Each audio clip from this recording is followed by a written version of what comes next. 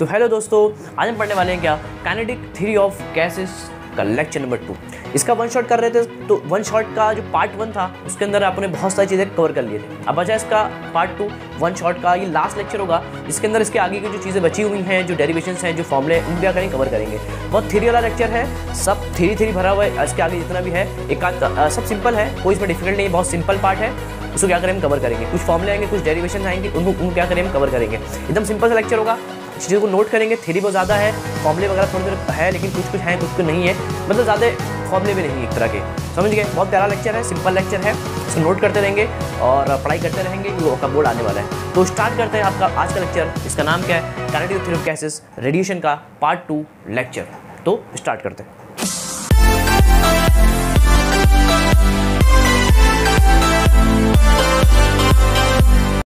तो आप देख पा रहे हैं कि मैंने कुछ लिखा हूँ, coefficient of absorption, coefficient of emission and coefficient of transmission. ये सब क्या होता है, इससे पहले आपको इतना पहले नॉलेज होगा, बेसिक आपको नॉलेज सब होगा कि अगर मैं बोलूँ कि एक बॉडी है, एक क्या आपका एक बॉडी है, समझ गए सर, इसका बॉडी है। अगर यहाँ से एक सन है और सन से क्या आती है, रेज, क्या आती है, रेज आती है। आप सबको मालूम है सन से क्या निकलती है, रेज निकलती है। तो मान लो इससे क्यू अमाउंट ऑफ हीट निकली, क्यू अमाउंट ऑफ हीट निकली, रेज निकली, मान लो हीट निकली, रेज निकली। तो आपको मालूम एक बॉडी क्या करेगा, अगर इतनी सारी हीट आ रही है तो बॉडी क्या करेगा, बॉडी क्या कर सकता है, बॉडी वो हीट को एब्जॉर्ब कर सकता है, रिफ्लेक्ट कर सकता है या फिर ट्रांसमिट कर सकता है। आइसोलेटेड बॉडी और single body can do what, absorption, reflection and transmission. तो ये बॉडी क्या कर सकता है, कुछ हीट एब्जॉर्ब कर लेगा, कुछ रिफ्लेक्ट करेगा, कुछ क्या करेगा, ट्रांसमिट करेगा। हाँ सर, समझ गए। तो मान लो इसने Q amount of heat absorb कर लिया, क्यू अमाउंट ऑफ हीट क्या कर लिया, एब्जॉर्ब कर लिया, कुछ अमाउंट इसने इमिट कर दिया, कुछ क्या किया इसने, ट्रांसमिट किया। तो एक बॉडी 3 काम कर सकती है, एब्जॉर्प्शन, रिफ्लेक्शन एंड ट्रांसमिशन। कुछ वो एब्जॉर्ब कर ले, कुछ वो रिफ्लेक्ट कर दे, कुछ वो पास कर दे, मतलब ट्रांसमिट कर दे और इमिट कर दे, बात एक ही है। तो एक बॉडी तीन काम कर सकती है, एब्जॉर्प्शन, रिफ्लेक्शन एंड ट्रांसमिशन। तो मान लो इसमें कुछ ए इसने एब्जॉर्ब कर लिया, कुछ रिफ्लेक्ट, कुछ क्या किया इसने, ट्रांसमिट कर लिया, समझ गए। तो मैं बोल रहा हूँ, मैं क्या बोल रहा हूँ कि उसने टोटल में से कितना हीट उसने एब्जॉर्ब कर लिया, that's called coefficient of absorption, समझ गए। टोटल हीट में से उसने कितना हीट एब्जॉर्ब कर लिया, that's called coefficient of absorption. देखो लिखा भी ये है, ए मतलब होता है कोफिशिएंट ऑफ एब्जॉर्प्शन। टोटल में से उसने कितनी हीट एब्जॉर्ब कर लिया, that's called coefficient of absorption. देखो amount of heat absorb to the total amount of heat is called coefficient of absorption. देखो the amount of heat absorb to the total amount of incident heat of radiation is called coefficient of absorption, समझ गए। देखो यहाँ definition होगी वो एकदम same होगी, सिर्फ यहाँ पर आएगा अमाउंट ऑफ हीट एब्जॉर्ब, यहाँ पर आएगा अमाउंट ऑफ हीट इमिटेड। देखो ऐसा, टोटल में से कितना हीट इसने इमिट कर दिया, that's called coefficient of emission. यहाँ पे तो कैसा होगा, यहाँ पे होगा टोटल में से उसने कितनी हीट ट्रांसमिट कर दिया, that's called coefficient of transmission. समझ गए ऐसा, समझ गए, एकदम सिंपल था कि टोटल में से उसने जो हीट एब्जॉर्ब किया, that's called coefficient of absorption. Total में से उसने जितनी हीट ट्रांसमिट कर दिया, that's called coefficient of transmission. Total में से उसने कितनी हीट इमिट कर दिया, that's called coefficient of emission. समझ गए सर, एकदम मजा आ गया। ये डेफिनेशन, इसका फॉर्मूला, डेफिनेशन फॉर्मूला आता कभी एक नंबर के आता है कि define coefficient of transmission, define coefficient of absorption. तो आप लिख लेंगे सिंपल तरीके से कि amount of absorb to the total amount of incident heat और radiation, that's called coefficient of absorption. समझ गए सर। फॉर्मूला ये जो चीज़ सब क्या होगी, सेम होगी, सिर्फ एब्जॉर्प्शन घटाना, इसको डालना, एब्जॉर्प्शन घटाना और डालना ट्रांसमिशन, और सब कुछ डेफिनेशन क्या रहेगा, एकदम सेम रहेगा। समझ गए सर। और एक चीज़ और समझो, देखो अगर उसने Q amount of heat, Qt मतलब टोटल हीट, उसमें से कुछ उसने एब्जॉर्ब कर लिया, कुछ उसने रिफ्लेक्ट कर दिया और कुछ उसने क्या कर दिया, ट्रांसमिट कर दिया। तो इन सबको मिला के यही होगा ना, क्यूटी में से कुछ उसने एब्जॉर्ब किया, कुछ रिफ्लेक्ट किया और कुछ क्या किया इसने, ट्रांसमिट कर दिया। अगर इसको मैं डिवाइड कर दूँ इक्वेशन को क्यूटी से, देखो इसको डिवाइड कर दो, किससे, क्यूटी से डिवाइड कर दो, क्या हो, क्यू ए बटे क्यूटी, देख लो जल्दी, सब सिंपल चीज़ें हैं, प्लस क्यू आर बटे क्यूटी प्लस क्यूटी बटे क्यूटी। क्या बात है सर, इससे ये कैंसिल हो गया, 1 बचा। क्यू ए बटे क्यूटी कितना होता है सर, बोलो ए होता है coefficient of absorption. Q R बटे क्यूटी क्या होता है, देखो क्यू आर बटे क्यूटी क्या होता है, देखो coefficient transmission, coefficient of emission, transmit, देखो अरे यहाँ पे देखो कोफिशिएंट ऑफ इमिशन है और ये कोफिशिएंट ऑफ ट्रांसमिशन है। क्या दोनों अलग होते हैं कि सेम होते हैं, पहली बात। अरे इमिशन और ट्रांसमिशन दोनों क्या होते हैं, सेम होते हैं। तो आप इसको लिख दो कोफिशिएंट ऑफ रिफ्लेक्शन, ये कोफिशिएंट ऑफ रिफ्लेक्शन, क्या होगा, कोफिशिएंट ऑफ रिफ्लेक्शन होगा, which is called smaller, which is called smaller, समझ गए, और कुछ नहीं, which is called coefficient of reflection. मतलब सर देखो मैंने लिखा था यहाँ पे कोफिशिएंट ऑफ इमिशन और ट्रांसमिशन, अरे इमिशन ट्रांसमिशन दोनों सेम होते हैं, बॉडी इमिट कर जाए या ट्रांसमिट करते बात एक ही होती है, समझ गए, ताकि आपको मालूम पड़े कि दोनों चीज़ क्या होती है। बच्चे सोचते हैं कि इमिशन अलग, ट्रांसमिशन अलग, ऐसा कुछ नहीं होता। बॉडी देखो एक एब्जॉर्ब कर लिया, इमिट कर जाए या ट्रांसमिट कर जाए बात एक ही है, इमिट करना ट्रांसमिट करना बात एक ही होता है। एक होता है reflection, that's called coefficient of reflection. कुछ क्या करेगा, रिफ्लेक्ट करेगा ना, that's called coefficient of reflection. इसको आर क्या लिखेंगे, उसको आर लिखेंगे, आर मतलब कोफिशिएंट ऑफ रिफ्लेक्शन। याद रखना यहाँ मैं गलती क्यों किया, बिकॉज अब ये आर अलग होता है। इमिट करना बोलो या ट्रांसमिट करना बोलो बात एक ही है, दोनों बात एक ही है। रिफ्लेक्शन अलग होता है, रिफ्लेक्शन करना अलग होता है, ट्रांसमिट करना इमिट करना दोनों सेम होता है। तो कोफिशिएंट ऑफ इसको बोलते हैं रिफ्लेक्शन। समझ गए सर। तो क्यू आर बटे क्यू टी कितना होगा, आर होगा, यार होगा, और ये कितना होगा आपका टी होगा। तो a plus R plus T is equal to कितना हो गया, 1 हो गया। ये आपको याद रखना है, a plus R plus T is equal to कितना होता है, 1 होता है।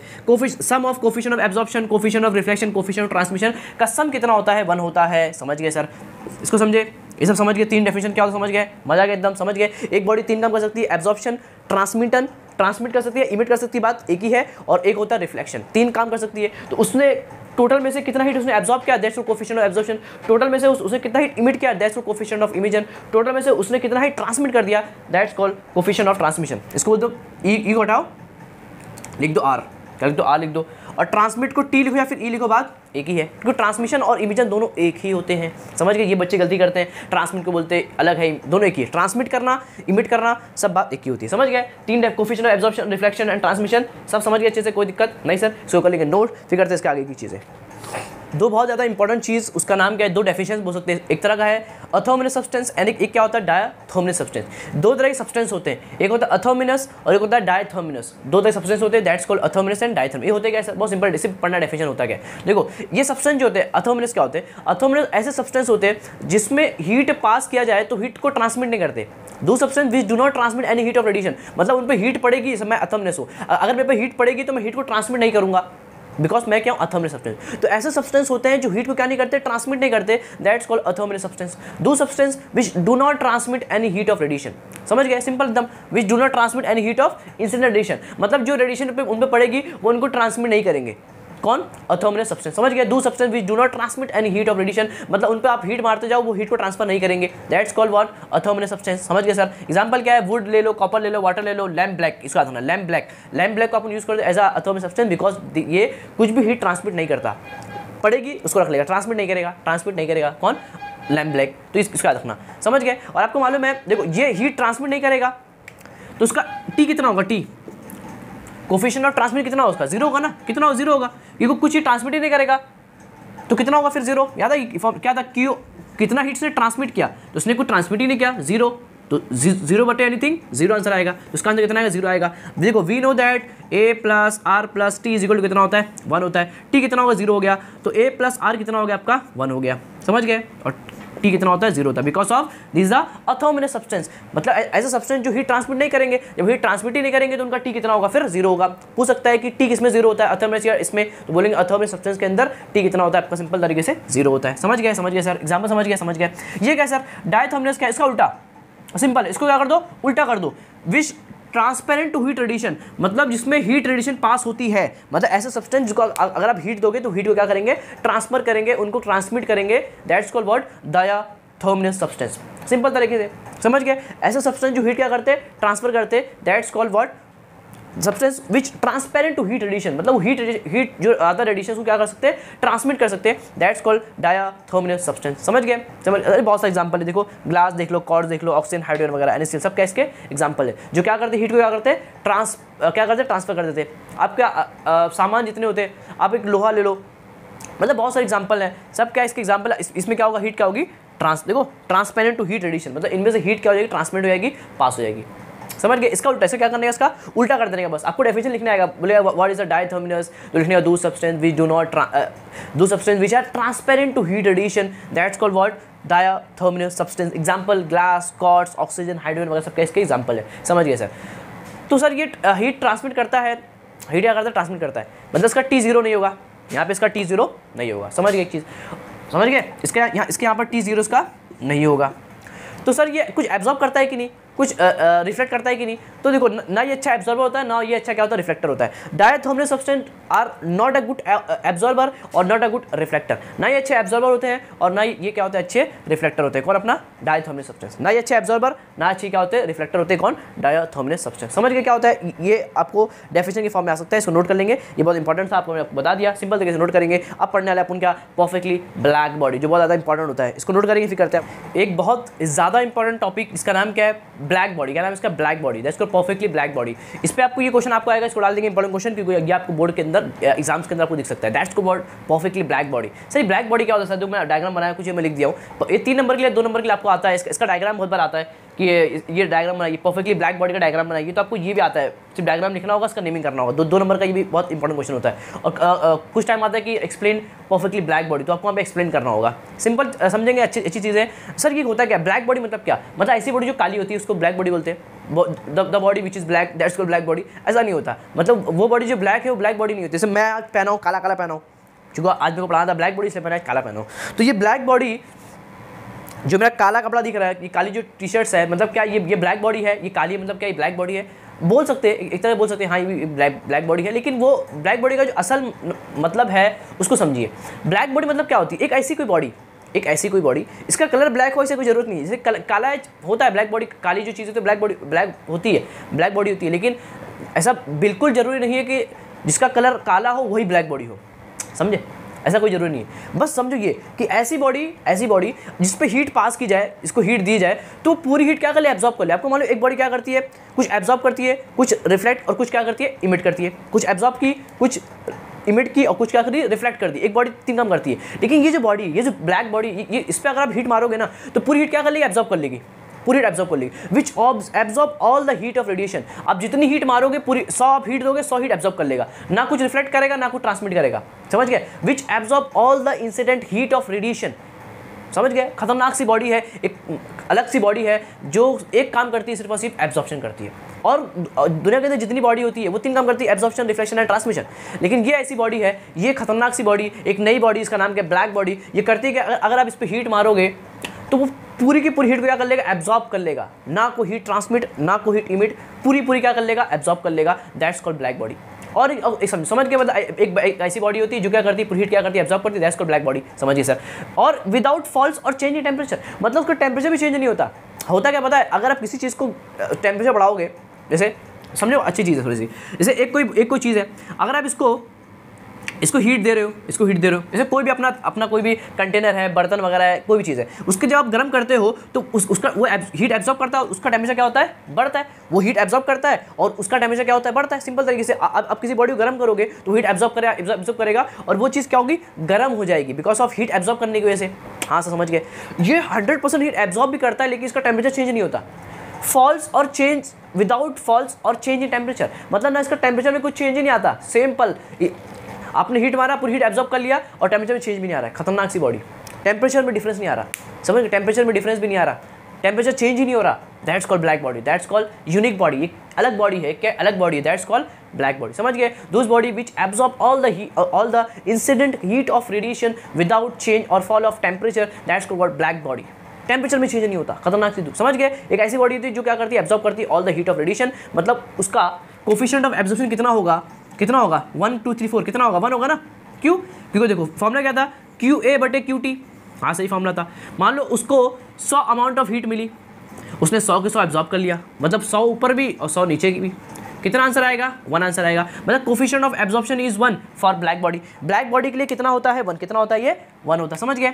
ब्लैक बॉडी के लिए कोफिशिएंट ऑफ एब्जॉर्प्शन इज 1 होता है, कोफिशिएंट ऑफ रिफ्लेक्शन और कोफिशिएंट ऑफ ट्रांसमिशन कितना होता है, 0 होता है। क्या बोले सर, फिर से बोलो। Coefficient of reflection and coefficient और ट्रांसमिशन कितना होगा, दोनों 0। कितने होंगे, दोनों 0 होंगे, क्योंकि उसने पूरी तो एब्जॉर्ब कर लिया। 100 आपने दिया, 100 क्या कर लिया उसने, एब्जॉर्ब कर लिया, तो रिफ्लेक्ट क्या करेगा, कोई बचा ही नहीं, 0। और कुछ जब पूरा एब्जॉर्ब कर लिया तो ना वो रिफ्लेक्ट करेगा ना वो ट्रांसमिट करेगा। कोफिशिएंट ऑफ रिफ्लेक्शन और coefficient of transmission are both 0 in the black body. Question आते एंट्रेंस एग्जाम के अंदर या फिर बोर्ड वगैरह क्वेश्चन आते कि एक ऐसी कोई बॉडी है जिसका कोफिशिएंट ऑफ रिफ्लेक्शन और कोफिशिएंट ऑफ ट्रांसमिशन दोनों 0 है, तो बॉडी क्या हो सकती है, ब्लैक बॉडी। क्या होगी वो, ब्लैक बॉडी होगी। ब्लैक बॉडी ऐसी बॉडी होती है जिसका कोफिशिएंट ऑफ रिफ्लेक्शन और कोफिशिएंट ऑफ ट्रांसमिशन कितना होता है, 0 होता है। विच absorb all the heat of radiation, उसका कोफिशिएंट ऑफ एब्जॉर्प्शन कितना होगा 1 होगा, लेकिन कोफिशिएंट ऑफ रिफ्लेक्शन और कोफिशिएंट ऑफ ट्रांसमिशन कितना होगा बॉडी का 0, किसका ब्लैक बॉडी का। समझ गए, ये होता है। और कुछ बताइए सर इसके बारे में, ब्लैक बॉडी के बारे में। ब्लैक बॉडी समझे, खतरनाक कंसेप्ट एकदम, that's called what black body. और सर इसके अपनी बारी कलर की बात की, तो इसका कलर जरूरी नहीं ब्लैक रहे, इसका कोई जरूरी नहीं कि ये ब्लैक बॉडी का कलर भी क्या रहे ब्लैक रहे, ऐसा कोई जरूरी नहीं है। बस ऐसा होना चाहिए कि ऐसी कोई बॉडी जो क्या करे हीट 100% एब्जॉर्ब करे, दैट्स कॉल्ड ब्लैक बॉडी। समझ गए sir, that's called black body. Sir इसका नाम ब्लैक बॉडी कहाँ से पड़ गया, बहुत कहानी है, बहुत बड़ा लॉ है। तो ब्लैक बॉडी का नाम कहाँ से कहाँ गया सर, ये यहाँ से कहाँ ब्लैक बॉडी कैसे बोल दिया इसको। तो आपको मालूम है इसका जो नाम रखा गया वो रखा गया कंसेप्ट ऑफ ब्लैक होल से। ब्लैक होल सुना होगा ब्लैक होल के बारे में। तो ब्लैक होल कैसा होता है, ब्लैक होल में एक तरह का, अब उसका कलर है कि नहीं किसी को मालूम नहीं, कलर उसका है क्या है मालूम नहीं, क्योंकि देखो आपको मालूम होगा कि कोई चीज़ दिखती है बिकॉज ऑफ रिफ्लेक्शन। जो ब्लैक होल है उसका कोई बोले कि उसका कलर काला है तो गलत है, उसका कलर तक किसी ने देखा ही नहीं। ब्लैक होल का किसी ने कलर देखा ही नहीं, वो किस तरह दिखता है वो किसी ने देखा नहीं। क्यों, क्योंकि वो चीज़ें दिखती है बिकॉज ऑफ रिफ्लेक्शन। जैसे मैं आपको विजिबल दिख रहा हूँ, यहाँ काला काला दिख रहा होगा, बोर्ड वाइट दिख रहा होगा, ये दिख कैसे रहा है आपको, आसपास की चीज़ दिख कैसे रही है, बिकॉज ऑफ रिफ्लेक्शन। बॉडी का रिफ्लेक्शन ट्रांसमिट होता है तो आपको दिखता है। जैसे कि अगर मैं लाइट बंद कर दूँ, अभी तो फिर भी उजाला है, रात के वक्त अगर आपको लाइट बंद करते हैं, रात में अपने कुछ दिखती नहीं है बिकॉज ऑफ उसका कोई रिफ्लेक्शन नहीं होता। रिफ्लेक्शन के लिए इंपॉर्टेंट क्या है, रेज ऑफ लाइट। इसे अभी उजाला है, अभी बल्ब से रेज निकल रही हैं, मतलब लाइट है तो फिर आंखें, लाइट है तो ऑब्जेक्ट दिखता है, अगर लाइट बंद तो ऑब्जेक्ट दिखना बंद हो जाएगा। समझिए सर, मतलब कि लाइट होती है, लाइट जैसे यहाँ से लाइट आ रही है मेरे पास, अभी अपने रूम में क्या रोशनी है, लाइट है, तो लाइट इस पे पास हुई, इस कपड़े पर पास हुई, इस कपड़े ने उसको कुछ क्या कर दिया, इमिट कर दिया, कुछ रिफ्लेक्ट कर दिया। रिफ्लेक्ट करने के बाद आपकी आंख पे वो पड़ा और फिर आपको दिख रहा है कि ये चीज़ ब्लैक है, आपको ये बोर्ड वाइट दिख रहा है because of rays of light पड़ी। ये इंपॉर्टेंट है, अगर रेज ऑफ लाइट ही नहीं होगी तो चीज़ दिखेगी नहीं। ऐसे अंधेरा कर दो कुछ दिखेगा नहीं, बिकॉज यहाँ पे रेज ऑफ लाइट नहीं है। तो rays of light are important for seeing a body. Body को देखने के लिए बहुत इंपॉर्टेंट है कि रेज ऑफ लाइट होना चाहिए। रेज ऑफ लाइट है, तो रेज ऑफ लाइट इस पर पड़ी, इसने इस ऑब्जेक्ट ने कुछ क्या कर दिया, इमिट कर दिया, कुछ एब्जॉर्ब कर दिया, कुछ क्या कर दिया, रिफ्लेक्ट कर दिया। इसने कुछ रिफ्लेक्ट किया, जो रिफ्लेक्ट किया वो आंख पे, वो आपकी आंख पे पड़ा, इसलिए आपको दिख रहा है कि ये क्या है, वाइट है। तो कोई चीज़ दिखती है बिकॉज ऑफ उसका रिफ्लेक्शन। अगर बॉडी रिफ्लेक्ट करना बंद कर दे तो चीज़ें दिखना बंद हो जाए। समझ गए, अगर कोई बॉडी रिफ्लेक्ट करना बंद कर दे तो बॉडी दिखना बंद कर दे, बॉडी का जो शेप है, बॉडी का जो कलर है, कलर है, वो दिखना क्या हो जाएगा, बंद हो जाएगा। समझ गए सर कि जो बॉडी रिफ्लेक्ट करती है वही अपने को दिखती है। समझ गए सर। अब देखो जो दिखता है वो होता नहीं, क्या सर बोले, जो दिखता है होता नहीं, जो दिखता है वो होता नहीं। आपको दिख रहा है कि इसका कलर वाइट है, इसका कलर क्या है, वाइट है, तो क्या रियल में इसका कलर वाइट है? हाँ सर रियल दिख तो रहा, वाइट है तो वाइट ही सर, क्या बात कर रहे हो। देखो होता क्या पता समझाएगी, साइकोलॉजी है ये, अंदर की साइंस है थोड़ी सी, कि होता क्या पता है, जैसे कि ये एक बॉडी है, ये बोर्ड आपको वाइट दिख रहा है, पहले इस पर रेज ऑफ लाइट पड़ी, इस पर बहुत सारी रेज ऑफ लाइट पड़ी जो बाहर से निकल रही है या फिर अपनी लाइट से निकल रहा है, बल्ब से निकल रही रेज, वो रेज इस पर पड़ी।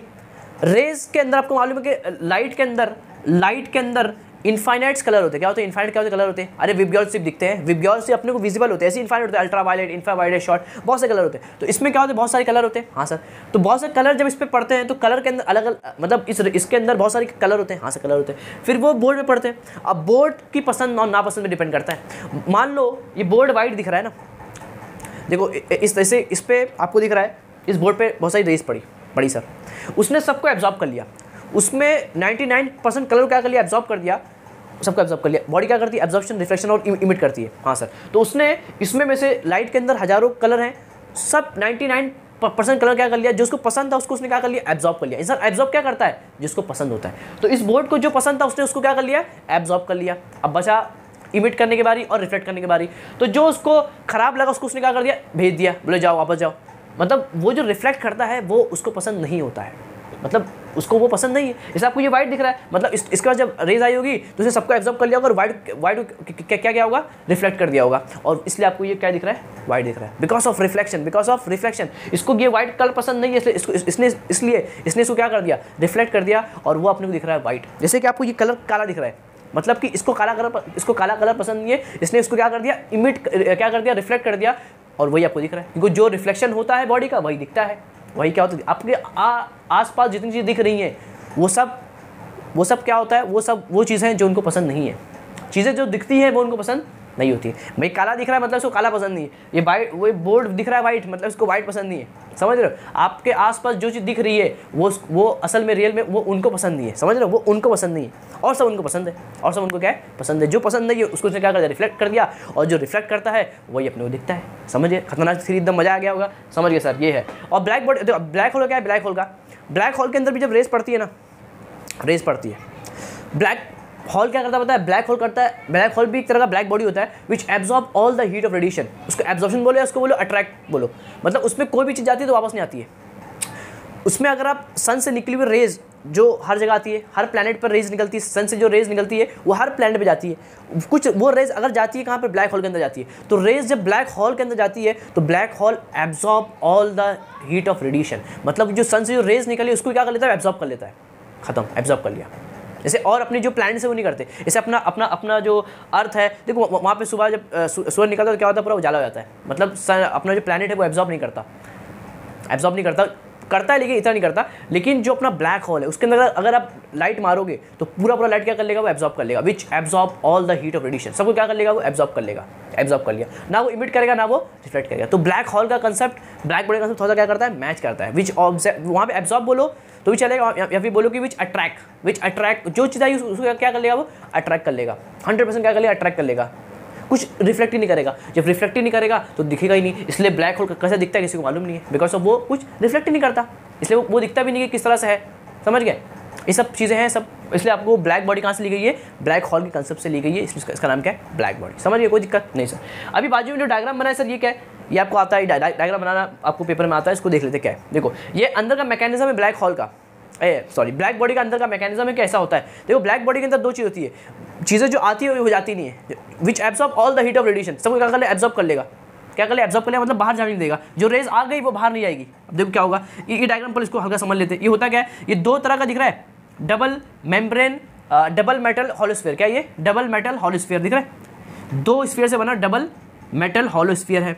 ये आउटर मेम्ब्रेन मतलब बायोलॉजी के अंदर आता है, ये आउटर सरफेस और ये क्या इनर सरफेस, ये आउटर और ये क्या आपका इनर सरफेस है, समझिए सर।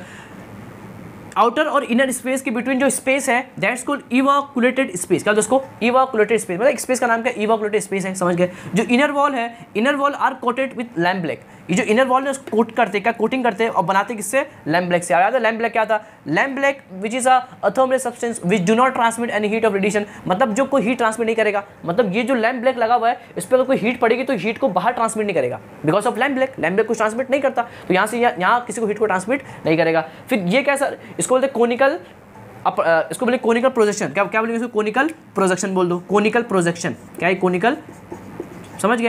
एक ऐसा लगा देते हैं ताकि इसको बोलते हैं कोनिकल प्रोजेक्शन। ये रेस को डिफ्लेक्ट करने के लिए करते यूज़ करते हैं, यूजिंग ऑफ रेस को डिफ्लेक्ट करने क्या करते हैं, इसको यूज़ करते हैं, that's called conical projection, using for the deflection of the rays, समझिए सर। इसको बोलते हैं अपर्चर, और यहाँ से यार ये इंसिडेंट रेडिएशन। तो मैंने जो बोला हूँ ना उसको क्या कर लेंगे एक बार, अगर आप 3 नंबर के लिए आता है कि explain perfectly black body with diagram, तो डायग्राम बनाओगे उसको एक्सप्लेन करोगे ना, तो वहाँ आपको ऐसा लिखना पड़ेगा कि black body is an artificial black body, it consists a double metal holosphere, inner surface और outer surface, समझ गए।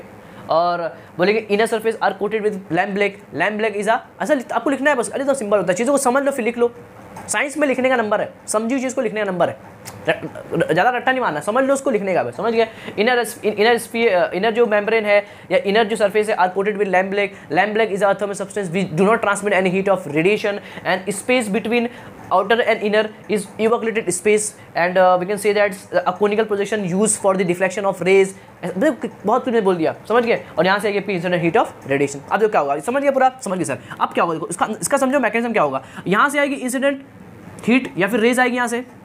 अब क्या होगा, यहाँ से रेज आई, इस पर पड़ी, ठक ठक धाप धूप धाप धूप धाप धूप धाप धूप, अंदर यहाँ से रेज आई तो इससे डिफ्लेक्ट की, कोनिकल जो प्रोजेक्शन था उसने क्या कर दिया, इसको डिफ्लेक्ट कर दिया इस तरह से, कुछ इस एंगल पे, फिर ऐसा हुआ फिर ऐसा, फिर अंदर क्या हो, इस तरह से घूमता रहेगा इन्फाइनाइट टाइम तक, वो रेज बाहर निकल नहीं पाएगी। एक बुलबुलिया क्या है, बुलबुलिया घाप घूप घाप घूप घाप घूप घाप घूप, वो बाहर निकल नहीं पा रही है, इसकी वजह से, किसकी वजह से, कोनिकल प्रोजेक्शन की वजह से, और अंदर क्या हो रहा है, रिफ्लेक्शन हो रहा है, समझ गया। और ये क्या लैम्प ब्लैक है, ये हीट ट्रांसमिट नहीं करेगी, ये हीट ट्रांसमिट नहीं करेगी मतलब उसका T0 जाएगा, और ये रिफ्लेक्ट नहीं करेगी बिकॉज इसको अंदर ही घुमाई रहेगा, इसको एब्जॉर्ब करके अंदर ही रखेगा, बाहर जाने नहीं देगा, मतलब कुछ रिफ्लेक्ट करेगा ही नहीं। That's a mechanism of black body. समझ गए, सिंपल होता ना, टकराएगी अंदर इस तरह से घूमते रहेगी, कोई दिक्कत इसके अंदर नहीं सर। समझ गए अपना होता है, इसको समझ गए अंदर क्या होता है, समझ गए, that's called what, black body. Diagram आपको आता है पेपर के अंदर, इसको क्या कर लेंगे, बना लेंगे। समझ गए, सिंपल एकदम। ब्लैक बॉडी क्या होती है, विच absorb all the incident heat of radiation, जो सिर्फ हीट क्या करती है, एब्जॉर्ब करती है, मतलब उसका कोफिशिएंट ऑफ एब्जॉर्प्शन कितना होता है, 1 होता है ना, वो कोई हीट इमिट करती है ना, वो कोई हीट क्या करती है, रिफ्लेक्ट करती है, उसी को क्या बोलते हैं, ब्लैक बॉडी बोलते हैं। इसका कलर क्या ब्लैक हो ऐसा कोई जरूरी नहीं है, नाम कहाँ से लिया गया, ब्लैक होल से लिया गया। समझ गए, और बहुत सी चीज़ें आपको बताया नॉलेज के लिए, सब क्या कर लेंगे, अच्छे से समझ लेंगे, नोट कर लेंगे, फिर करते हैं अपन इसके आगे की इंपॉर्टेंट चीज़ें, इसको कर लेंगे नोट।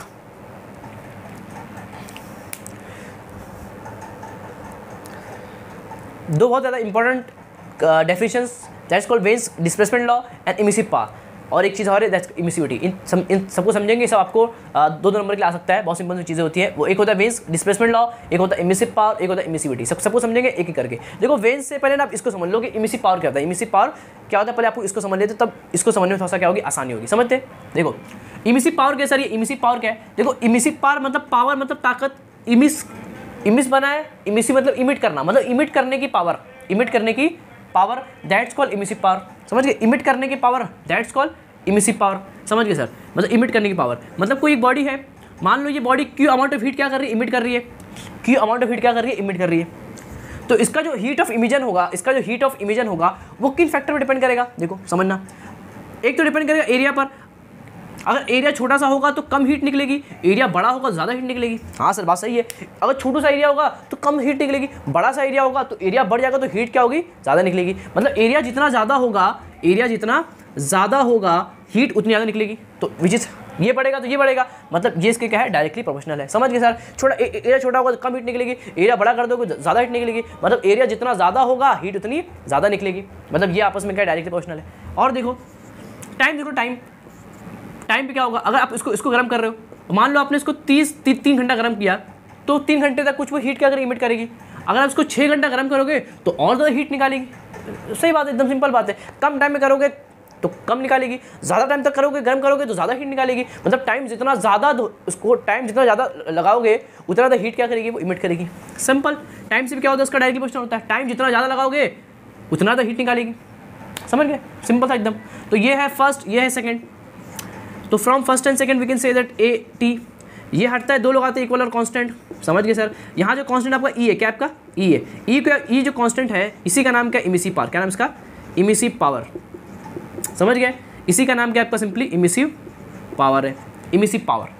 समझ गए, तो यहाँ से इमिसिव पावर कितना होगा, Q/80। क्या होगा, Q/80 होगा। देखो इन दोनों को नीचे भेज दो, Q/80 that's called emissive power, that's called emissive power. समझ गए, यहाँ लिख देंगे from first and second, from first and second. समझ गए, तो ये क्या है, अमाउंट ऑफ हीट इमिटेड पर unit area per unit time is called emissive power. क्या है, अमाउंट ऑफ हीट इमिटेड पर unit area per unit time is called emissive power.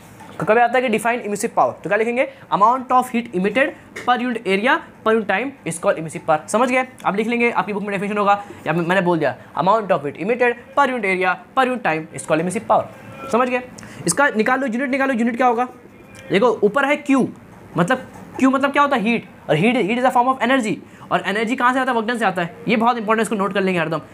Q क्या होता है, हीट होता है, heat is a form of energy, मतलब ये एनर्जी के बराबर होती है। और आपको मालूम है जो एनर्जी कहाँ से आती है, वर्कडन से आती है। दुनिया के अंदर जितनी भी एनर्जी आती है वो कहाँ से आती है, वर्कडन से आती है। समझ गए सर, तो जो इसकी यूनिट होगी वो इसकी यूनिट होगी। तो इसकी क्या होती है यूनिट, वर्कडन क्या होती है, वर्कडन की यूनिट जूल होती है ना, तो ऊपर जूल आ गया, नीचे एरिया मतलब मीटर स्क्वायर हो गया, और टाइम इसके अंदर आएगा, सेकंड के अंदर आएगा। तो joule per metre square second be the unit of the emissive power. इसका डायमेंशन निकाल लेंगे, डायमेंशन वगैरह निकाल लेंगे सिंपल तरीके से, इसे आपको पेपर में आता है, कभी कभी 3 नंबर 2 नंबर में आ जाता है। इसका डायमेंशन क्या होगा, अब ऊपर है जूल मतलब वर्कडन का डायमेंशन, याद है, डायमेंशन ऑफ वर्कडन नहीं याद है sir, M1L2 T-2 be the dimension of work done. नीचे एरिया है मीटर स्क्वायर, किसमें होगा, L2 होगा ना, L2, क्योंकि आपका मीटर किस में नापोगे, आप लेंथ में नापोगे, तो जहाँ मीटर है वहाँ डाल दो, L डाल दो, और 2 का 2 पर रहेगा। टाइम किस में नापोगे, T में नापोगे, T1 हो गया, 2 से 2 कैंसिल हो गया, ये ऊपर चला गया, तो देखो M1 T-2 और T-1, कितना आंसर आ गया, देखो M1 T-3 be the dimension of what, emissive power. ये डायमेंशन है, ये यूनिट है, ये फॉर्मूला है, इसका डेरिवेशन है, और ये इसका डेफिनेशन है। समझ गए सब, कोई दिक्कत इसके अंदर नहीं सर, समझ गए, ये इमिसिव पावर होता क्या है, मतलब कि कोई इमिट करने की पावर को हम क्या बोलते हैं, इमिसिव पावर बोलते हैं। और मैं बोला कि अमाउंट ऑफ हीट इमिटेड पर unit area per unit time, पर यूनिट एरिया में से कितने हीट वो इमिट करेगा, that's called emissive power, that's called emissive power. समझ गए, समझ कोई दिक्कत के अंदर नहीं सर। अब सर ये वेन्स क्या है, वेन्स डिस्प्लेसमेंट लॉ क्या है, वेन्स डिस्प्लेसमेंट लॉ क्या है, देखो ये लॉ क्या बोलता है, स्टेट दैट द वेवलेंथ, क्या बोलता है ये, the wavelength for emissive power, देखो आया ना, ये आ गया emissive power, the wavelength for emissive power of black body is maximum is inversely proportional to the temperature समझ गए, बस यही है the wavelength for the wavelength for emissive power of black body is maximum, मतलब वो wavelength जिस पे emissive power of black body क्या होती है, मैक्सिमम होती है, मतलब वो वेवलेंथ जिस पर emissive power of black body क्या होती है, मैक्सिमम होती है, मतलब ब्लैक बॉडी की इमिसिव पावर जिस वेवलेंथ पे मैक्सिमम होती है वो इनवर्सली प्रोपोर्शनल क्या होती है, टेम्परेचर होती है। बस यही तो है जो वेवलेंथ जो emissive power of black body जिस वेवलेंथ पे मैक्सिमम होती है वो टेम्परेचर क्या होती है, इनवर्सली प्रोपोर्शनल होती है। मतलब अगर टेम्परेचर बढ़ाओगे तो emissive power of black body जिस की जो वेवलेंथ क्या होगी, कम होगी। समझ गए, ये है formula, lambda is inversely proportional temperature बढ़ाओगे तो वेवलेंथ क्या होगा, कम होगा। बस इसी को बोलते हैं, देखो ये रहा डेफिनेशन, ये दिया मैंने फॉर्मूला। अब आपको मालूम ये हटेगा, इक्वल कांस्टेंट आएंगे, हाँ सर, और यहाँ कांस्टेंट आपका बी है, क्या आपका नाम, इसका बी नाम है, तो lambda which is equal to B by T. B constant का नाम क्या होगा, वेन्स कांस्टेंट, क्या नाम इसका, वेन्स कांस्टेंट, क्या नाम इसका, वेन्स कांस्टेंट, इसकी वैल्यू फिक्स होती है, दैट्स द वेन्स कांस्टेंट। समझ गए, बस निकल गया lambda which is equal to B upon T. समझ गए, कोई दिक्कत इसके अंदर नहीं sir. That's the Wien's displacement law. ये होता क्या है, फॉर्मूला दिखा दिया, सब बता दिया। ये इमिसिव पावर क्या होता है आपको सिंपल तरीके से मैंने बता दिया। एक होता है एब्जॉर्प्टिव पावर, एक क्या होता है, एब्जॉर्प्टिव पावर भी होता है, आपके बुक में नहीं होता असल में, क्या होता है उसको बोलते हैं एब्जॉर्प्टिव पावर। कुछ नहीं करना यार, ये होता है इमिसिव पावर, ये होता है एब्जॉर्प्टिव पावर, फॉर्मूला सेम होता है। फॉर्मूला यहाँ पे ए डाल देना, यहाँ ई के बदले ए डाल देना और कुछ मत करना। That's called absorptive power. Amount of heat absorb per unit area per time is called absorptive power. ये आपकी बुक में नहीं है लेकिन मैंने आपको बता दिया, एब्जॉर्प्टिव पावर भी एक तरह का होता है कि amount of heat absorb per unit area per unit time, that's called absorptive power. इसको होता है स्मॉल ए से, और कोई दिक्कत नहीं है। तो ये हो गया इमिसिव पावर, ये हो गया एब्जॉर्प्टिव पावर, और ये सिंपल आपका हो गया वेन्स डिस्प्लेसमेंट लॉ। नोट कर लेंगे। एक चीज़ होती है उसका नाम होता है इमिसिविटी और कोफिशिएंट ऑफ इमिजन। क्या होता है, इमिसिविटी और कोफिशिएंट ऑफ इमिजन। ये क्या होता है सर, ये सिंपल होता है, देखो ई मतलब होता है इमिसिविटी, ये होता है ई बाई ई बी। क्या होता है, ई बाई ई बी होता है। इसका मतलब सर ई मतलब क्या होता है, इमिसिव पावर। तो emissive power of a body with respect to black body, समझ गए। Emissive power of a body with respect to black body, मतलब ब्लैक बॉडी के रिस्पेक्ट में कोई बॉडी कितना इमिट करेगी, that's called emissivity, that's called, समझ गए। Is the E by E B. E मतलब क्या, emissive power of body, E B मतलब emissive power of black body which is maximum. तो कोई बॉडी ब्लैक बॉडी के रिस्पेक्ट में कितनी हीट इमिट कर सकता है, that's called emissivity, that's called, समझ गए। क्या होता है इमिसिविटी, क्या होता है कि ब्लैक बॉडी के रिस्पेक्ट में कोई बॉडी कितना हीट इमिट कर सकती है, उसी को अपन क्या बोलते हैं, इमिसिविटी बोलते हैं। It's a ratio of E by E B. It mean define as, emissivity is define as amount of, define as the emissive power of a body to the emissive power of black body is called emissivity, समझ गए। It's define as the emissive power of body to the emissive power of a black body, that's called emissivity and that's called coefficient of emission। कोई दिक्कत में नहीं, black body के respect में कोई बंदा या कोई बॉडी कितना हीट इमिट करेगी, that's called black body। और आपको मालूम है ई भी मैक्सिमम होता है ना, ब्लैक बॉडी का इमिजन क्या होता है, मैक्सिमम होता है, ब्लैक बॉडी से ज़्यादा कोई इमिट नहीं करता, समझ गए। एक चीज़ और समझो, अगर 4 ई अगर आपका 1 कितना है, 1 है, इसका मतलब क्या, ई अगर इमिसिविटी आपका 1 है, इसका मतलब क्या, इसका मतलब कि आपका जो बॉडी है वो क्या बन चुका है, ब्लैक बॉडी बन चुका है। देखो ई बी बटे ई बी कितना आंसर आएगा, 1 आएगा। तो E1 कब आएगा, जो आपका बॉडी क्या बन जाए, ब्लैक बॉडी बन जाए। कोई बोले कि इमिसिविटी 1 है, मतलब इसका मतलब क्या, तो आप बोलोगे आपकी जो बॉडी है ना वो क्या बन गई है, ब्लैक बॉडी बन गई। क्या बन गई, ब्लैक बॉडी बन गई, तभी कितना आएगा, वो 1 आएगा। तो फॉर परफेक्टली ब्लैक बॉडी के लिए ये होगा, फॉर परफेक्टली ब्लैक बॉडी के लिए ई के 1 आता है। कोई बोले ई 0 है, इसका मतलब क्या, तो आप बोलोगे ई 0 है मतलब ये 0 है। ये 0 कब बनेगा, जब बॉडी इमिट ना करे, क्या करे, रिफ्लेक्ट करने लगे, मतलब परफेक्टली रिफ्लेक्टर के लिए। किसके होगा, परफेक्टली रिफ्लेक्टर के लिए होगा। किसके लिए, परफेक्टली रिफ्लेक्टर के लिए। वहाँ पर ये चीज़ होगा, वहाँ पर ये क्या होगा, होगा, मतलब बॉडी पूरा क्या कर दिया, रिफ्लेक्ट कर जाए कुछ, पूरा बॉडी ऐसे हीट उस पर आई, पूरा उसने क्या कर दिया, रिफ्लेक्ट कर दिया। जब कुछ पूरा रिफ्लेक्ट कर दिया तो क्या इमिट किया उसने, 0, तो आपका ई कितना आएगा, फिर 0 हो जाएगा। तो 0 एनीथिंग 0, तो आपका ई कितना आएगा, 0 आएगा। तो ई 0 होना चाहिए। तो ई 0 कब होगा, जब बॉडी क्या कर जाए, पूरा इमिट ना करते हो, क्या कर जाए, रिफ्लेक्ट कर जाए। उसने पूरा रिफ्लेक्ट कर दिया तो इमिट कितना करेगा, फिर 0 करेगा। तो 0 बट एनीथिंग 0, तो ये कब होगा, फॉर परफेक्टली रिफ्लेक्टर के लिए। ये आपको आता है एमसीक्यूज के अंदर कि ई इज इक्वल टू 0 मतलब क्या, तो आप बोलोगे परफेक्टली रिफ्लेक्टर के लिए होगा। ई इज इक्वल टू 1 मतलब क्या, तो परफेक्टली ब्लैक बॉडी के लिए होगा। समझ गए, कोई दिक्कत नहीं, नोट कर लेंगे एमिसिविटी, मजेदार टॉपिक। अब पढ़ेंगे अपन का किरचॉफ लॉ, क्या पढ़ेंगे, किरचॉफ लॉ पढ़ेंगे, इसको नोट कर लेंगे। एक बहुत ज़्यादा इंपॉर्टेंट लॉ, ये आपको ये भी इंपॉर्टेंट होता है, ये आपको पेपर में दिख भी सकता है, बहुत इंपॉर्टेंट बचा है, that's Kirchhoff law. Kirchhoff law क्या है सर, किरचॉफ लॉ को नया क्या, बहुत सिंपल लॉ है, that's called Kirchhoff law. Kirchhoff law होता क्या है, क्या साइंटिस्ट का नाम किरचॉफ था तो उस पर बना है किरचॉफ लॉ। तो किरचॉफ लॉ क्या बोलता है, किरचॉफ लॉ बोलता है कि एक बॉडी जितना, देखो एक बॉडी क्या एब्जॉर्प्शन करेगी, रिफ्लेक्ट और क्या करेगी, इमिट करेगी। तो इसने बोला कि कोई बॉडी जितना एब्जॉर्ब करती है उतना क्या करती है, इमिट करती है। क्या बोला इसने कि कोई बॉडी, जैसे ये अगर कोई एक बॉडी है तो इसने अगर Q amount of heat absorb कर दिया तो क्यू अमाउंट ऑफ हीट क्या करेगा, इमिट करेगा। कोई बॉडी जितना एब्जॉर्ब करता है उतना ही क्या करता है, इमिट करता है। ये था किरचॉफ लॉ, बस खत्म, यही था कि कोई बॉडी जितना हीट एब्जॉर्ब करती है उतना क्या करती है, इमिट करती है। मतलब कोई बॉडी 5 अमाउंट ऑफ हीट अगर एब्जॉर्ब की तो 5 क्या करेगी, वो इमिट करेगी। That's called what, Kirchhoff law, कि amount of heat absorb is equal to amount of heat emitted. या इसको ऐसा बोलो कि इसको बोल दो ए, इसको बोल दो ई, मतलब coefficient of absorption is equal to coefficient of emission. सही बात है ना, इसको ऐसा बोलो, इसको ऐसा बोलो, बात एक ही है। तो आप बोल सकते हो कि coefficient of absorption is equal to the coefficient of emission. या बस यही है किरचॉफ लॉ। किरचॉफ लॉ क्या है, Kirchhoff law state that the coefficient of absorption of a body is equal to the coefficient of emission of a body. बस यही था जो मैंने बोला, वो स्टेटमेंट था, ये मैं लिख दिया।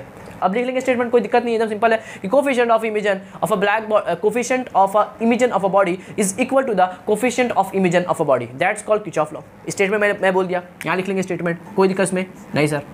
ये होगा आपका statement, A is equal to 1, मतलब कोई बॉडी जितना हीट निकालती है उतना ही, जितना एब्जॉर्ब करती है उतना क्या करती है, निकालती है। अगर उसने 5 एब्जॉर्ब किया तो 5 क्या करेगा, वो इमिट करेगा। यही बोला था किसका, किरचॉफ साहब का, यही वो कहना चाहते थे कि कोई बॉडी जितना हीट एब्जॉर्ब करती है उतना क्या करती है, इमिट करती है। That's called Kirchhoff law. A is equal to 1। और आपको मालूम है, अभी आप पढ़ के आ चुके हो कि इमिसिविटी, ई पढ़े थे, ई मतलब emissivity which is E by E B, तो ई ए के बराबर है, तो आप बोल सकते हो A also equal to the E by E B. हाँ सर बोल सकते हैं, तो यहाँ से बोल सकता हूँ A which is equal to E by E B है ना, ई बाई ई बी है। अगर ई बी को वहाँ भेज दूँ मैं तो which is also E by A, इसको यहाँ भेज दिया, तो emissive power of a black body is equal to the emissive power of body with, और नीचे क्या है, ए मतलब कोफिशिएंट ऑफ एब्जॉर्प्शन, ये क्या है, इमिसिव पावर ऑफ बॉडी, और ए क्या है, कोफिशिएंट ऑफ एब्जॉर्प्शन। तो emissive power of black body is equal to the emissive power of a body to the coefficient of absorption. समझ गए, देखो इमिसिव पावर ऑफ, सब लिख लेंगे, कोई दिक्कत नहीं होगी ना, लिख लेंगे emissive power of a black body is equal to the emissive power of a body to the absorptive power to the coefficient of absorption. That's called emissive power of black body. इसको आप define कर सकते हो। ये कुछ लोग मतलब नीचे आप लिखोगे तो आपके नंबर्स नहीं कटेंगे। अगर 3 नंबर पूछा है तो आप इसको क्या करोगे, हल्का सा लिख दोगे, एक डेफिनेशन यहाँ पे और इसको लिख दोगे, आप डिफाइन कर दोगे। समझ गए सर। अब मेरे को प्रूफ करना है, मेरे को प्रूफ देना है ना, मेरे को देना है, प्रूफ देना है कि A is equal to 1, A is equal to E का क्या करना है, मेरे को प्रूफ देना है कि प्रूफ होता है। तो उसका प्रूफ जो होता है ना, वो एक्सपेरिमेंटली आप क्या करेंगे, इसको प्रूफ कर सकते हैं यार। एक्सपेरिमेंटली क्या करेंगे, इसको अपन प्रूफ करेंगे कि ए इज इक्वल टू ई। आप देखो, आप इसको प्रूफ करो, इसको प्रूफ करो, इसको प्रूफ करो, इसको प्रूफ करो, बात एक ही है, क्योंकि सब आपस में क्या है, इक्वल है ना। देखो ये इसके इक्वल, इसके, तो आप किसी को भी प्रूफ कर दो तो आपका आंसर आ जाएगा। हाँ सर आ जाएगा। मैं इसको प्रूफ करूंगा, देख लो, इसको नोट कर लो अच्छे से, इसका प्रूफ बहुत इंपॉर्टेंट है, इसको नोट कर लो। मैं इसको प्रूफ करके दिखाऊंगा आपको, ये प्रूफ हो गया, मतलब ये अपने जगह प्रूफ हो जाएगा। मैं इसको प्रूफ करूंगा, देखो ऊपर क्या है, इमिसिव पावर, और नीचे क्या है, कोफिशिएंट ऑफ एब्जॉर्प्शन है। समझ गए सर। अब देखो यहाँ मैंने एक्सपेरिमेंटली मैं क्या करूँगा, प्रूफ करूँगा। देखो मैं क्या बोल रहा हूँ कि एक डब्बे के अंदर, एक इनक्लोजर के अंदर टेम्परेचर इनक्लोजर, मतलब इन दोनों का टेम्परेचर क्या सेम है। 2 बॉडी है, एक ओ और एक बी। ओ मतलब ऑर्डिनरी बॉडी, मतलब कोई भी एक नॉर्मल बॉडी है, कोई भी एक आम बॉडी है, that's called ordinary body. B मतलब ब्लैक बॉडी, ये क्या आपको सिंपल तरीके से काला मतलब ये ब्लैक बॉडी है। टेम्परेचर दोनों का सेम है, ये बॉडी। और इसने क्या बोला कि कोई बॉडी जितना हीट एब्जॉर्ब करती है उतना ही क्या करती है, वो इमिट करती है। समझ गए। मान लो यहाँ इन दोनों को क्यों अमाउंट ऑफ हीट मिली, तो इसको देखो, ओ बॉडी को देखो, ओ वाली बॉडी को, वो क्या करेगा, तो वो कुछ हीट एब्जॉर्ब करेगा और कुछ क्या करेगा, इमिट करेगा। एब्जॉर्ब कितना करेगा, देखो ई मतलब क्या होता है, इमिसिव पावर ना। देखो ई मतलब इमिसिव पावर, फॉर्मूला याद है इमिसिव पावर का, Q/80। हाँ सर याद है। तो यहाँ से Q कितना होगा, E80, क्या होगा, E80 होगा। यहाँ पर ये Q क्या है, अमाउंट ऑफ हीट इमिटेड, ये क्या है, अमाउंट ऑफ हीट, मतलब इतनी हीट वो इमिट कर, Q क्या, क्यू था आपका अमाउंट ऑफ हीट इमिटेड, मतलब इतनी हीट क्या करता है, इमिट करता है। EAT के बराबर क्या करता है, हीट वो इमिट करता है। नीचे ए है, ए मतलब coefficient of absorption, coefficient of absorption which is QA upon QT। हाँ सर याद है अपने को। तो यहाँ से AQT कितना होगा, फिर AQT is equal to QA। तो एक ये समझ लो, इसको समझ लो, ये निकला कोफिशिएंट ऑफ एब्जॉर्प्शन और ये निकल के आपका कोफिशिएंट ऑफ इमिशन। समझ गए, सिंपल एकदम। Coefficient of absorption is equal to AQT और ये EAT। Coefficient of absorption, coefficient sorry amount of heat absorb is equal to amount of heat emit. ये है आपका कितना अमाउंट उसने एब्जॉर्ब किया AQT, कितना हीट उसने इमिट किया EAT। मैंने यहाँ से दोनों को निकाल लिया, समझ गए। तो ये बॉडी मान लो इसने QA अमाउंट क्या कर लिया, एब्जॉर्ब कर लिया। QA ये क्या है, amount of heat absorb, QA amount उसने क्या कर लिया, एब्जॉर्ब कर लिया। फॉर्मूला क्या है उसका, AQT ना, AQT। और जब जितना वो एब्जॉर्ब करती है उतना क्या करती है, इमिट करती है। कुछ इमिट करेगा, EAT इमिट करेगा, क्या करेगा, इमिट करेगा EAT। सिंपल देख लो, ये है एब्जॉर्ब, ये इमिट, ये अमाउंट ऑफ हीट एब्जॉर्ब, ये अमाउंट ऑफ हीट इमिट हो गया। लेकिन आपको मालूम है कोई बॉडी जितना हीट एब्जॉर्ब करती है उतना ही क्या करती है, इमिट करती है फ्रॉम किरचॉफ लॉ। तो ये और ये इक्वल होंगे, तो AQT is equal to the EAT। कोई दिक्कत इसमें नहीं सर, समझ गए। अब यही काम करेंगे आप किसके लिए, ब्लैक बॉडी के लिए करेंगे। किसके लिए करेंगे, ब्लैक बॉडी के लिए। मान लो ब्लैक बॉडी ने QA अमाउंट एब्जॉर्ब किया, QA अमाउंट क्या कर लिया, एब्जॉर्ब कर लिया। ये AQT सिंपल जो होगा, जो इसके लिए वो इसके लिए। लेकिन यहाँ पर A कितना होगा, अरे ब्लैक बॉडी है, पूरी अमाउंट एब्जॉर्ब कर लेगा 100%। A इज इक्वल टू 1 पढ़े थे ब्लैक बॉडी के लिए। Black body which absorb all the heat of radiation, मतलब सब क्या कर लेगा, एब्जॉर्ब कर लेगा। मतलब A कितना होता है, इसका 1 होता था, याद है। A1 T और R कितना होता था, 0 0 होता था। किसके लिए, ब्लैक बॉडी के लिए। तो ब्लैक बॉडी के लिए A कितना होता था, 1 होता था, which absorb all the heat of radiation, 100% heat absorb. A is equal to 1। तो यहाँ पे A कितना होगा, इसका कितना होगा, 1 होगा। कितना होगा, 1 होगा। इसको बाद में लिखो तो भी चलेगा, चलो इसको बाद में लिखेंगे, चलो इसको बाद में लिखेंगे, समझ गए। और मान लो QA अमाउंट इसने क्या कर दिया, इमिट कर दिया, तो EAT एकदम सेम, एकदम देखो एकदम सेम, सब एकदम सेम रहेगा, सब एकदम क्या रहेगा, सेम रहेगा। कोई दिक्कत इसमें नहीं होगी, समझ गए। और जितना हीट वो एब्जॉर्ब करेगा उतना ही क्या करेगा, वो इमिट करेगा। एब्जॉर्ब कितना किया उसने, AQT एब्जॉर्ब कर लिया। इमिट कितना किया उसने, EAT इमिट कर लिया। अब यहाँ पे E क्या है, इमिसिव पावर ना, लेकिन ये है कौन, ब्लैक बॉडी। तो लिख दो नीचे B मतलब ब्लैक बॉडी, समझ गए। E को लिख दो EB मतलब emissive power of black body, फर्क नहीं, और कुछ नहीं। समझ गए सर। अब देखो मेरे को चाहिए E/A चाहिए ना, मेरे को क्या चाहिए, E/A चाहिए। मेरे को क्या चाहिए E, मैं इसको प्रूफ कर रहा हूँ, मैं इसको क्या कर रहा हूँ, प्रूफ कर रहा हूँ। E/A चाहिए। देखो यहाँ पर मेरे को E दिख चुका है और यहाँ मेरे को A देख चुका है। E/A निकल गया ना, E/A मेरे को निकल गया। अब बचा क्या, यहाँ QT बचा और इन दोनों को नीचे भेज दो, समझ गए सर। E/A हो गया, फिर इन दोनों को बस सब नीचे, E/A अलग कर लिया मैंने और इसको अलग कर लिया। यहाँ भी वही करो, ये E है और नीचे क्या है आपका A है, और यहाँ QT है और नीचे क्या AT है। कोई दिक्कत इसमें नहीं सर। लेकिन ये ब्लैक बॉडी है तो इसके लिए A कितना होगा, 1 होगा। तो यहाँ A कितना होगा आपका, 1 होगा, समझ गए। कोई दिक्कत इसमें नहीं सर। देखो मैंने यहाँ भी E/A निकाल लिया और यहाँ भी मैंने E/A निकाल लिया था, लेकिन A कितना होगा, मेरा 1 हो गया। देखो ये और ये बराबर है क्या, QT/AT, QT/AT। इसको बोल दो फर्स्ट, इसको बोल दो second. From first and second we can say that ये और ये इक्वल है, तो ये भी क्या होंगे, इक्वल होंगे। मतलब कि E/A is equal to the EB, is equal to the EB। क्या मैंने प्रूफ कर दिया, हाँ सर, ये तो प्रूफ हो गया। ये इसके क्या हो गया, प्रूफ हो गया। क्या हो गया, सिंपल तरीके से इसके प्रूफ हो गया कि हाँ यही तो प्रूफ करना था। अब देख ये इसके बराबर है, ये इसके बराबर, ये इसके और इसके बराबर है, मतलब we can say also A is equal to E, ही इज प्रूफ। क्या होगा, सिंपल तरीके से प्रूफ हो गया, समझ गए। फ्रॉम लिख देंगे first and second, from first and second, समझ गए। एकदम सिंपल प्रूफ था कि नहीं। 3 नंबर का ये पेपर में आता है किरचॉफ लॉ, लिख लेंगे अच्छे से। ये इसका पूरा डेरिवेशन पार्ट, और ये मेरे ऊपर कुछ मैंने बताया तो सब लिख लेंगे, स्टेटमेंट वगैरह लिख लेंगे, सब हल्का लिख लेंगे। यहाँ पे O क्या है, ऑर्डिनरी बॉडी, B आपका क्या, ब्लैक बॉडी, सब लिख लेंगे, कोई दिक्कत में नहीं होगा। तो ये पूरा रहा इसका व्हाट, डेरिवेशन, समझ गया ना, सिंपल था। मैंने इसको प्रूफ किया, मैंने बोला E क्या है अपना, इमिसिव पावर है, कितना होता है, इतना होता है। मैंने से QE निकाल लिया। A मतलब एब्जॉर्प्टिव पावर कितना होता है, लगा दे फॉर्मूला। मैंने बोला इतना हीट एब्जॉर्ब करेगा, इतना हीट क्या करेगा, वो इमिट करेगा। सिंपल, मैंने इसके लिखा, दोनों को एकदम सेम था। देखो जो वहाँ था वही लिख दिया, ये इतना एब्जॉर्ब करेगा, इतना इमिट करेगा, दोनों बराबर होंगे because of Kirchhoff law. Simple लिख दिया मैंने। यहाँ पे E/A निकाल लिया, यहाँ भी E/A निकाल दिया। यहाँ A कितना होगा, 1 होगा बिकॉज ऑफ ब्लैक बॉडी। ये इसके इक्वेट कर दिया, आंसर आ गया, समझ गया। हल्का दिमाग में सब मैनेज करो, क्या हो क्या रहा है, चीज़ें हो क्या रही है, हल्का दिमाग में करोगे ना तो चीज़ें आपके लिए क्या हो जाएगी, सिंपल हो जाएगी, समझ गए। इसको नोट कर लेंगे, that is a proof of Kirchhoff law. कोई बॉडी जितना एब्जॉर्ब करती है उतना क्या करती है, इमिट करती है, समझ गए सर। एकदम खतरनाक प्रूफ। और ये अपनी रियल लाइफ में भी होता है। कोई बॉडी जितना हीट एब्जॉर्ब करती है उतना क्या करती है, वो इमिट करती है, समझ गए। अगर बॉडी इमिट नहीं करेगी तो बॉडी ठंडी नहीं होगी। जैसे कि एक कोई तावा है, उसको आपने गर्म किया, उसने हीट एब्जॉर्ब कर लिया, लेकिन आप देखेंगे कुछ टाइम बाद वो क्या होता है, ठंडा हो जाता है। बिकॉज ऑफ वो जितनी हीट एब्जॉर्ब करता है उसको क्या कर देता है, वो इमिट कर देता है। इसलिए फिर बाद में क्या होता है, फिर नॉर्मल टेम्परेचर पे आ जाता है, समझिए। कोई भी चीज़ आप गर्म करते हो बाद में क्या होती है, फिर वो आप खाना बनाते हो इस बर्तन के अंदर, जब चूल्हा जलता है तो वो गर्म रहता है, हाँ से गर्म रहता है, लेकिन अगर आप बर्नर जब बंद कर देते हो तो कुछ टाइम तक वो क्या रहता है, गर्म रहता है। लेकिन जब अब आपने बर्नर बंद कर दिया, अब उसने जो हीट एब्जॉर्ब किया उसको क्या करेगा, इमिट करेगा, तो वो इमिट करते रहता है, जैसे इमिट करता है और ठंडा होता है, इमिट करता है और ठंडा होता है। वैसे कुछ टाइम का क्या होता है, पूरा हीट क्या करता है, इमिट कर देता है, तो वो जितना हीट उसने एब्जॉर्ब किया उसको क्या करता है, पूरा इमिट कर देता है, तो फिर बाद में वो क्या हो जाता है, नॉर्मल टेम्परेचर पे आता है, आप उसको छू सकते हैं, मतलब उसका नॉर्मल जो बर्तन का होता है टेम्परेचर वो आ जाता है, या आता कैसे, बिकॉज ऑफ इमिजन। तो ये बात एकदम सही है कि कोई बॉडी जितना एब्जॉर्ब करती है उतना क्या करती है, वो इमिट करती है। समझ, बहुत अच्छा कंसेप्ट है, टाइम नहीं है, इसको नोट कर लेंगे, दैट्स कॉल्ड किरचॉफ लॉ। अब लास्ट पढ़ेंगे अपन स्टीफेंस लॉ, आपका चैप्टर का खत्म हो जाएगा, नोट कर लेंगे इसको। एक लास्ट आपका बचा topic, that's called Stephen's law, that's called Stephen's law. एकदम सिंपल है भी, ज़्यादा हार्ड है नहीं, बहुत सिंपल। इसने साइंटिस्ट का नाम क्या स्टीफेंस है, लॉ का नाम क्या स्टीफेंस लॉ। ये है क्या, ये लॉ बोलता क्या है, व्हाट स्टेट दैट, समझेंगे, बहुत सिंपल है, मजेदार एकदम। देखो स्टीफन लॉ ने क्या कहा, स्टीफन साहब ने क्या कहा, स्टीफन साहब ने कहा कि आप बोलते हो कि आप बोल रहे हो कि अगर एक बॉडी है, एक क्या बॉडी है, ये एक रिलेशन दे रहे हैं ई और टी का, मतलब समझो मैं बोल रहा हूँ कि बॉडी है, इसको आप हीट कर रहे हो, इसको आप क्या कर रहे हो, हीट कर रहे हो, इसका टेम्परेचर बढ़ा रहे हो, इसको हीट कर रहे हो, तो और फिर यहाँ से कुछ अमाउंट क्या करेगा, इमिट करेगा, दैट्स कॉल्ड इमिसिव पावर। मतलब इमिसिव पावर। जब आप इसको हीट करोगे, जब आप इसका टेम्परेचर बढ़ाओगे, जब आप इसका टेम्परेचर क्या करोगे, बढ़ाओगे, जब इसको हीट दोगे, इसका बॉडी का टेम्परेचर बढ़ाओगे तो इमिसिव पावर बढ़ाई घटेगा। पहले तो इसे समझो, अगर बॉडी को अगर आप टेम्परेचर बढ़ाओगे, अगर बॉडी का टेम्परेचर बढ़ाओगे मतलब उसका हीट बढ़ाओगे, तो आप उसका हीट बढ़ाओगे तो उतना ज़्यादा हीट एब्जॉर्ब करेगा, जितना ज़्यादा वो हीट एब्जॉर्ब करेगा उतना ज़्यादा इमिट करेगा, जितना ज़्यादा वो इमिट करेगा इमिसिव पावर उतना ज़्यादा होगा।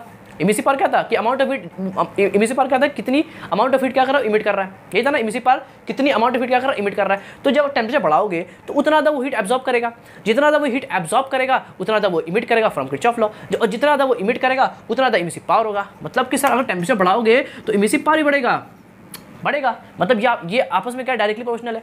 हाँ सर, ये आपस में क्या है, डायरेक्टली प्रोपोर्शनल है, ई और टी आपस में क्या है, डायरेक्टली प्रोपोर्शनल है, ये बात समझ में आ गई। लेकिन सर ये डायरेक्टली प्रोपोर्शनल है तो कौन से पावर पे है, देखो आप जरूरी नहीं कि ये हरदम इसके 1 के प्रोपोर्शनल हो, मतलब ई टी के 1 के प्रोपोर्शनल है, मतलब लीनियर प्रोपोर्शनल, ऐसा जरूरी नहीं है, ये 2 के हो सकता है, 3 के भी, 4 के। ये बड़ा मसला था, ये बड़ा मसला था, लोगों को निकालने मुश्किल हो रही थी कि कितने प्रोपोर्शनल होता है टेम्परेचर के, कितने प्रोपोर्शनल होता है इमिसिव पावर। साइंटिस्ट का नाम है स्टीफन लॉ। स्टीफन लॉ ने ये कारनामा अंजाम दिया और उन्होंने ये बता दिया कि emissive power of black body, ये पूरा जो करते थे ना, ये कर रहे थे किसके लिए, ब्लैक बॉडी के लिए कर रहे थे, सबके सब ब्लैक बॉडी के लिए।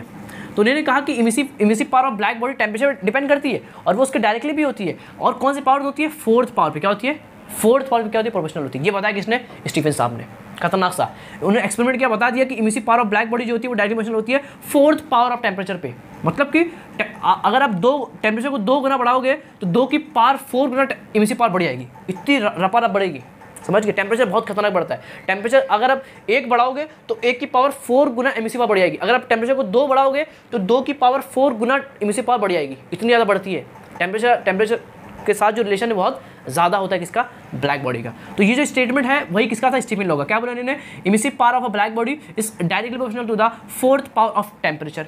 जो मैंने बोला वो उसका क्या था, डेफिनेशन था, समझ लिख लेंगे ना, emissive power of a black body इस, देखो चीज़ों को ना बनाना सीखो, साइंस में आप रट नहीं पाओगे, साइंस में आप ज़्यादा रट नहीं पाओगे, न ज़्यादा याद कर पाओगे, समझ लो बस। अरे ये लिखा हुआ है तो इसको डेफिनेशन बनाने में दिक्कत किसको हो रही है, सिंपल बना लोगे ना, emissive power of a black body is directly proportional to the fourth power of temperature. क्या दिक्कत है, क्या दिक्कत है, सिंपल डेफिनेशन बना लोगे। तो साइंस को समझो, रटो मत, साइंस को समझो, फील करो और अंडरस्टैंड करो और आगे बढ़ो, बस और कुछ नहीं। समझ गए, हो गया सर। तो ये डेफिनेशन हो गया और ये हो गया। अब आपको मालूम है इक्वल और कॉन्स्टेंट आएगा, टेम्परेचर 4 आएगा, यहाँ जो कांस्टेंट है वो सिग्मा है, क्या है, सिग्मा कांस्टेंट है, तो E which is equal to sigma T की पावर 4 हो गया। समझ गए, समझ गए सर। सिग्मा कांस्टेंट, इसका नाम क्या है, स्टीफन कांस्टेंट। क्या नाम इसका, स्टीफन कांस्टेंट। क्या नाम इसका, स्टीफन कांस्टेंट। इसकी वैल्यू फिक्स होती है, ये आपको बुक में दिया रहेगा, दैट्स कॉल्ड स्टीफन कांस्टेंट। समझ गए, कोई दिक्कत इसमें नहीं। ये अलग अलग वैल्यूज इसकी है, एसआई में 5.67, 10 की power -11 joule per metre square second, ये सब कर सकते हो। इसकी वैल्यू कांस्टेंट रहेगी, ये आपको बुक में दिया रहेगा या पेपर में आपको दिया रहेगा, सिग्मा की वैल्यू क्या होती है, कांस्टेंट होती है, E which is equal sigma T की पावर 4। बस इसी को बोलते हैं अपन स्टीफन लॉ। समझ गए, कोई दिक्कत इसके अंदर नहीं। इसी को अपन क्या बोलते हैं, स्टीफन लॉ बोलते हैं। कभी आएगा drive and right the and explain the Stephen law, तो पहले लिख देंगे, डेफिनेशन लिख देंगे, इसको हल्का सा लिख देंगे, आपका काम हो जाएगा। समझ गए, कोई दिक्कत इसके अंदर नहीं सर।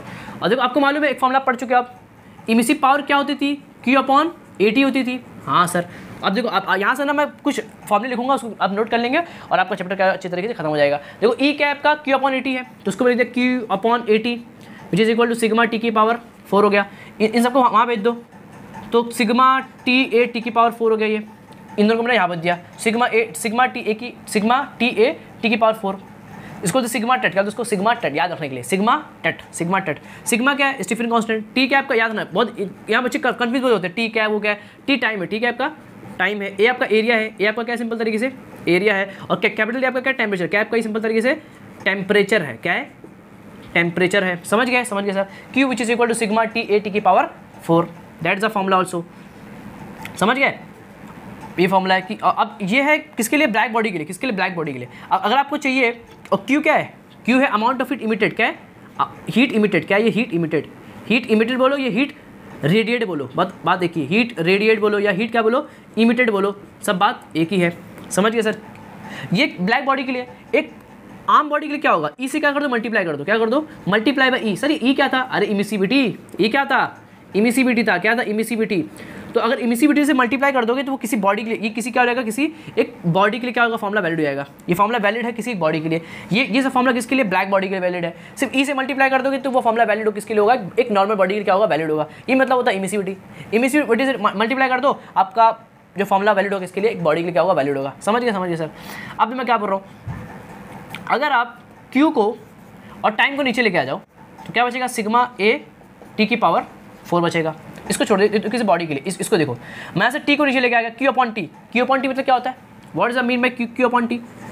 क्यू अपॉन टी होता है कि रेट टाइम के साथ कितना हीट निकल रहा है, amount of heat radiated per unit time, ऐसा उसको बोला the rate of heat emitted. Time मतलब होता है rate, the rate of heat emitted, the rate of heat emitted, इसको बोलते पावर। क्या, इसको पावर बोलते हैं। सर कहाँ से आया, पावर मतलब होता है डब्ल्यू बेटा टी, आपको याद होगा, power is equal to W बेटा टी। तो W क्या है, मैं लिखा था कि Q which is also equal to the W। Q होता है अमाउंट ऑफ हीट, Q क्या है, हीट है ना, heat is a form of energy. तो जितनी एनर्जी आती है दुनिया के अंदर वो कहाँ से आती है, वर्क डन से आती है। मतलब आप वर्क डन को Q लिख सकते हो। हाँ सर, तो इसको मैं Q लिख दिया, जिस टाइम आ गया, देखो प्रूफ गया, Q upon T is power. समझ गए, तो याद रखना Q अपॉन टी क्या होता है, पावर होता है। क्या होता है, पावर होता है। तो उसका पावर P लिख सकते हो, P मतलब पावर होता है, सिग्मा ए टी की पावर 4। समझ गए, सब फॉर्मूला है बेटा, ये सब के सब क्या है, फॉर्मूले। देखो मैं लिखता हूँ यहाँ पे फॉर्मूले, देखो ये एक फॉर्मूला है, ये भी क्या है फॉर्मूला है, ये भी क्या है फॉर्मूला है। P is equal to Q upon T. समझ गए, सब फॉर्मूले, सब क्या है फॉर्मूले। क्यू अपॉन टी का मतलब क्या होता है, पावर होता है। कभी आपको पावर दिया रहेगा मतलब आपको क्यू अपॉन टी दिया हुआ है। समझ गए, बोलेगा फाइंड करो the rate of heat emitted, find the rate of heat emitted, मतलब आपको ये पूछा है, क्यू अपॉन टी पूरा पूछा है। इसे आपको काम आएगा न्यूमेरिकल्स के अंदर, the rate of heat emitted, मतलब आपको क्यू अपॉन टी पूछ रहा है। समझा, the rate of heat emitted, rate of heat radiate, मतलब आपको P पूछ रहा है। समझ गए, सब फॉर्मूले क्या करेंगे, नोट कर लेंगे, कोई दिक्कत इसके अंदर नहीं सर, सब फॉर्मूले याद कर लेंगे। ई से कर दोगे मल्टीप्लाई तो किसी एक बॉडी के लिए फॉर्मूला क्या हो जाएगा, वैलिड हो जाएगा। समझ गए सर। कुछ फॉर्मूले और हैं, उसको देख लो, क्या है फॉर्मूले। दिख रहा है कि ये इसके डायरेक्टली है ना, तो मैं ऐसा लिख सकता हूँ कि E1/E2 is equal to what, T1/T2 की पावर 4।